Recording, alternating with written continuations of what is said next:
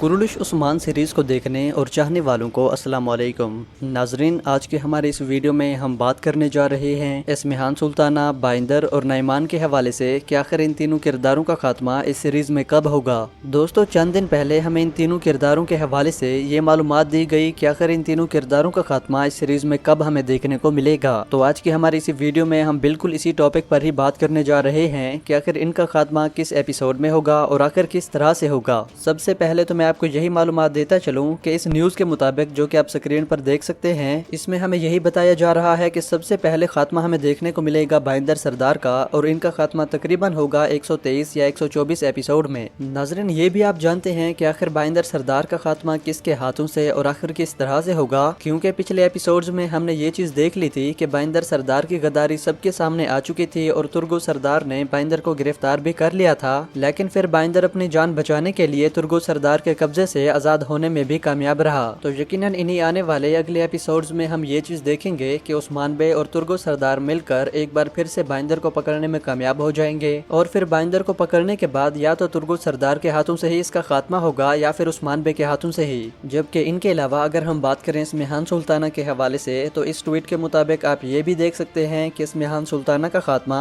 Episode 124 या episode 25 में ही हमें देखने को मिलेगा। बिल्कुल एस्मिहान सुल्ताना का भी खात्मा आप इसी तरह से देखेंगे जिस तरह से बाइंदर सरदार का होगा, क्योंकि एस्मिहान सुल्ताना के हवाले से भी हम ये सीन देख चुके हैं कि ये बाइंदर सरदार की तरह उस्मान बे से गद्दारी करके नाइमान का साथ देने लगी हैं। तो फिर जैसे ही बाइंदर के खात्मे के बाद एस्मिहान सुल्ताना के हवाले से उस्मान बे को मालूमात पता चलेंगी कि ये भी गद्दारी कर रही हैं, तो फिर यकीनन बाइंदर के बाद अगली बारी एस्मिहान सुल्ताना की होगी और यकीनन एस्मिहान सुल्ताना का खात्मा भी उस्मान बे के हाथों से ही हमें देखने को मिलेगा। नाजरीन, अगर एस्मिहान सुल्ताना और बाइंदर के बाद अगर हम बात करें मेन विलन की यानी नाइमान की, कि आखिर नाइमान का खात्मा किस एपिसोड में हमें देखने को मिलेगा, तो नाइमान के हवाले से भी आप ये ट्वीट देख सकते हैं कि जैसे एपिसोड 124 या एपिसोड 125 में हम एस्मिहान सुल्ताना का खात्मा देखेंगे, तो फिर यकीनन इसके बाद उस्मान बे का सिर्फ एक ही दुश्मन रह जाएगा और वो होगा नाइमान। तो नाइमान के हवाले से भी हमें यही मालूमात दी गई कि एपिसोड 129 तक नाइमान का खात्मा भी हमें देखने को मिल जाएगा। नाजरीन, इन तीनों किरदारों के खात्मे का मतलब ये नहीं है कि इन तीनों किरदारों को ही कत्ल किया जाएगा,